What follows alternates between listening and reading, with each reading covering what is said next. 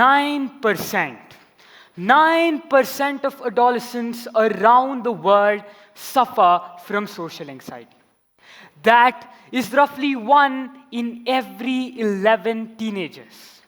36% of people who suffer from social anxiety wait over 10 years before seeking any form of professional help. Millions and millions of teenagers around the world suffer from social anxiety. Yet, they suffer silently because the symptoms go unnoticed.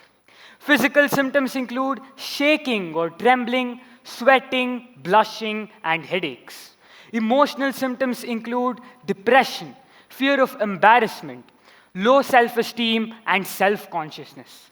Behavioral symptoms include avoidance of social situations, limited eye contact, and difficulty in making new friends. Finally, cognitive symptoms include catastrophic thinking, negative self-talk, and irrational beliefs.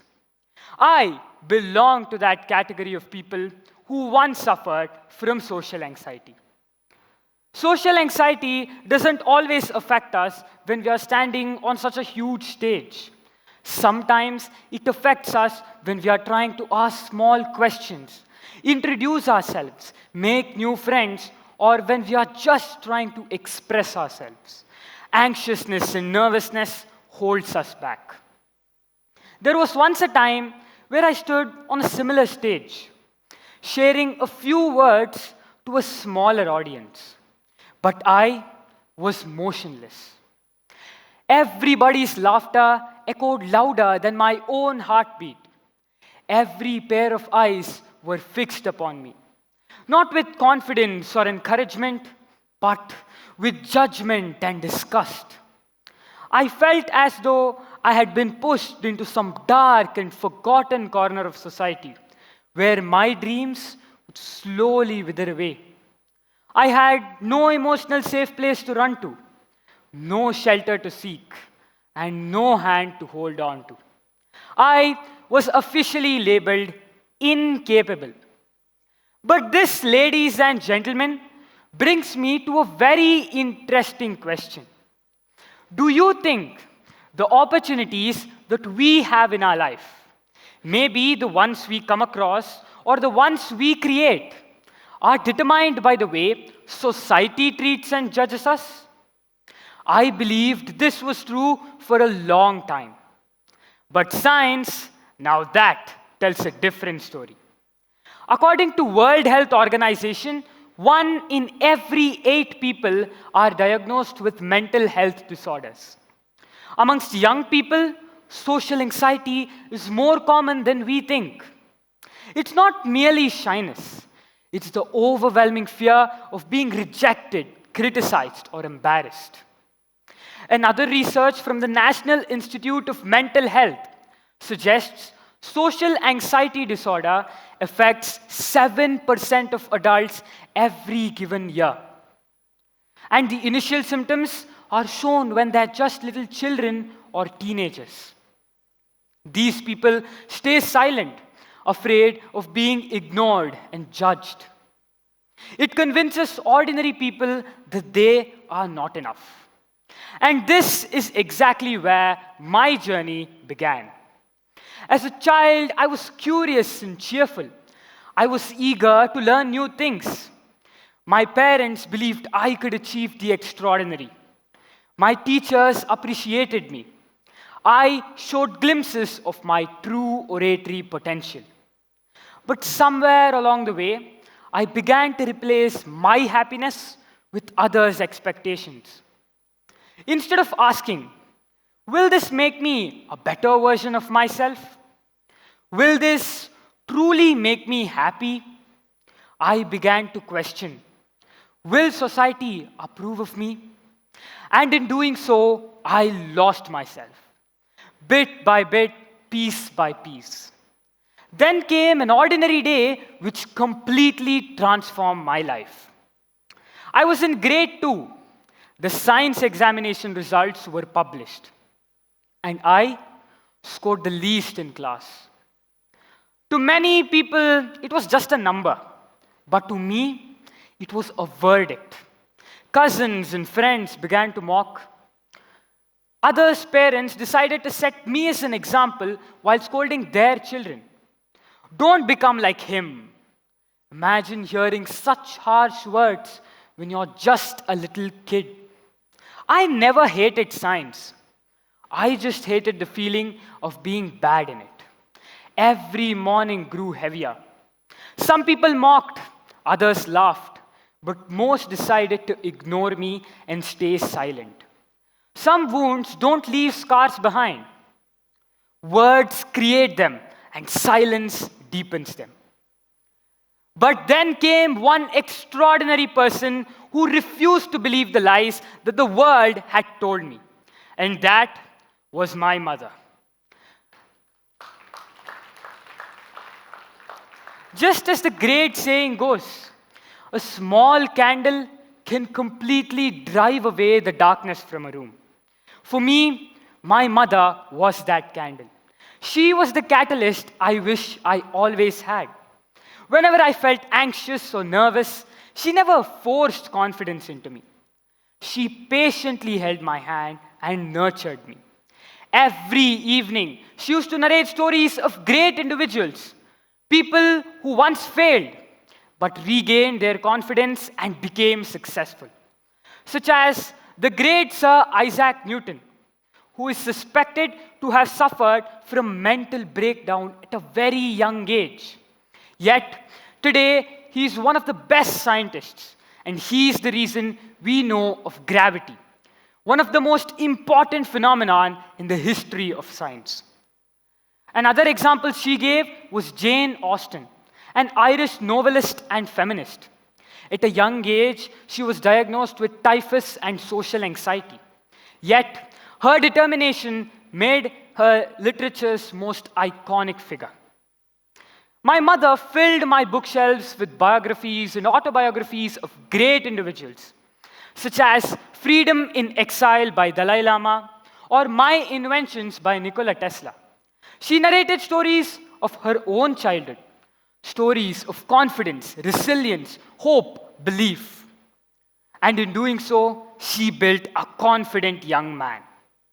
One day, when I was in 6th grade, my parents and teachers encouraged me to deliver the thought of the day amongst a few students. Seems like a simple task, but to me, it was like moving a mountain. I was hesitant. What if I forget my lines? What if everyone whispers or laughs? What if I stutter? But because they encouraged me so much, I decided to give it a shot. But as soon as I stepped on stage, my mind went blank. Whatever I had prepared for went down the drain. I was on the verge of running away from stage, but then I felt a soft, soothing touch on my shoulder. And as I turned back, there stood my teacher. Her comforting demeanor spoke more than words ever could. Give it your best. Everything will be all right. I closed my eyes, recalled what I had learned, and told those few words with complete confidence. To many people, they were just few words, but to me, it was my first victory over fear. Seniors, juniors, and classmates would have forgotten what I spoke that day, but I remember it clearly. Success is not measured by the position you're in, but by the obstacles you've overcome. My teacher realized I had the potential to be a great orator. She trained me, improving my body language, voice modulation, pronunciation, and accents. The public speaking classes conducted by my school helped me immensely. But as I approached my teenage years, self-doubt had returned. Every time I looked into the mirror, I was my harshest critique. I was torn in between two voices, one which told me to give up, which told me I was not capable, but the other motivated me, inspired me to reach great heights. Even though it felt very hard, I always listened to the second one. And every time I did, I transformed myself, little by little. Then came the defining moment in my journey. I was in grade 9. The teachers announced that they were selecting a prime anchor for the upcoming annual day celebration. If I was that little boy who suffered from social anxiety or imposter syndrome, I would have never stood up for myself. But this time, I was different. I decided to give it a try. And as I walked to the audition room, I was not alone. With me was my mother's unwavering faith, my teacher's reassurance, and myself, who had overcome countless challenges. I spoke, not to impress anyone, but to express myself. And in the process, I got selected as the prime anchor for the biggest event of the school year. The journey was not easy. That little boy who couldn't engage in simple conversations was now hosting the annual day celebration. The day came. I looked into the mirror one last time. The first voice did not dare speak. I gave myself the confidence and belief I required, and I stepped on stage. My hands and legs didn't tremble. I did not stutter. The audience were enthralled. They laughed when they had to. They applauded when they had to. And as the event came to the end, everybody knew it was a grand success. The applause never seemed to stop. I ran backstage and started to shed tears of joy. Not because I had successfully hosted such a big event, but because I had learned something far greater. My existence was not meaningless. I was capable of achieving greater heights. I had proven the world wrong. Today, I stand before you not merely as a student or an aspiring TED speaker, but as a living example of how small acts of kindness can completely change the lives of people. Why can't all of us be like my parents or my teachers, giving others the confidence and belief they need when they forget to believe in themselves? You know what really fascinates me? Neuroscientists have discovered that our brains are remarkably adaptable. This is known as neuroplasticity. Every time we have a positive experience or overcome a certain fear, our neural pathways get strengthened. It is living proof that our brains change throughout our life.